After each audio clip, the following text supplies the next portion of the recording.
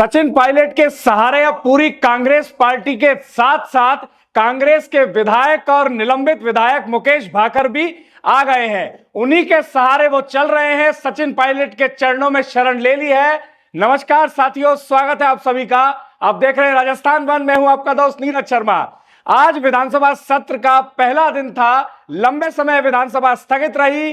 कारण रहे मुकेश भाकर और उनकी बेहूदगी जो पिछले सत्र में देखने को मिली, जिसके कारण उनको मार्शलों ने उठाकर बाहर फेंक दिया मुख्य सचेतक के प्रस्ताव लाने के बाद और विधानसभा अध्यक्ष वसुदेव देवनानी के प्रस्ताव को पास करने के बाद, जिसके बाद अनिश्चित काल के लिए विधानसभा स्थगित हो गई और आज कहीं जाकर विधानसभा चालू हुई। 31 जनवरी आज के दिन विधानसभा फिर से चालू हुई और कार्यवाही को फिर से आगे बढ़ाया गया। मुख्य सचेतक ने फिर से एक प्रस्ताव लाया जोगेश्वर गर्ग ने कि मुकेश भाकर का निलंबन निरस्त किया जाए और फिर से इनको विधानसभा में लिया जाए, जिसके तुरंत बाद से ही जो लगातार देखने को मिल रहा है मीडिया में आई तस्वीरों में और विधानसभा सत्र खत्म होने के बाद जैसे ही नेतागण बाहर इंटरव्यू देने आए, तब भी जो तस्वीर आई उन्होंने पूरी तरह से साफ कर दिया कि जिस तरह से कांग्रेस पार्टी दिल्ली विधानसभा में कह लीजिए, राजस्थान में कह लीजिए, विपक्ष की भूमिका में कह लीजिए,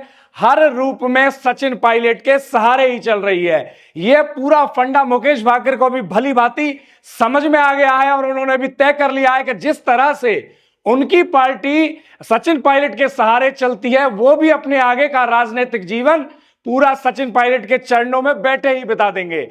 जैसे ही विधानसभा सत्र समाप्त हुआ, सचिन पायलट बाहर आए मीडिया से बात करते हुए फिर से एक बार पेपर लीक मामले में वो सरकार, अपनी पुरानी सरकार को घेरते हुए दिखाई दिए। वो कहे किसी भी दल का नेता हो, किसी भी पक्ष का नेता हो, अगर वो संलिप्त है पेपर लीक में, युवाओं के भविष्य से खिलवाड़ करने में अगर वो संलिप्त है, तो निश्चित तौर पर मजबूती से कार्रवाई होनी चाहिए। और सचिन पायलट फिर से दबी आवाज में साफ तौर पर एक कहते हुए दिखे कि भैया अभी भी बड़ी मछलियां बाहर घूम रही हैं। तो निश्चित तौर पर उनका इशारा अब कांग्रेस प्रदेश अध्यक्ष गोविंद सिंह डोटासरा की तरफ भी हो सकता है, जो खुद शिक्षा मंत्री थे जिस समय आरएएस भर्ती परीक्षा में को लेकर तमाम सवाल उठे। उनके परिवार के लोग जो आरएएस में एक ही बार में 3-3 4-4 लोग भर्ती हो गए, उनको भी लेकर सवाल उठे। तो गोल गोल बातों में सचिन पायलट कहते हुए साफ दिखाई दिए कि बड़ी मछलियां अभी भी गिरफ्त से बाहर हैं, जिनके ऊपर गिरफ्तारी अभी होनी चाहिए, कार्रवाई अभी होनी चाहिए।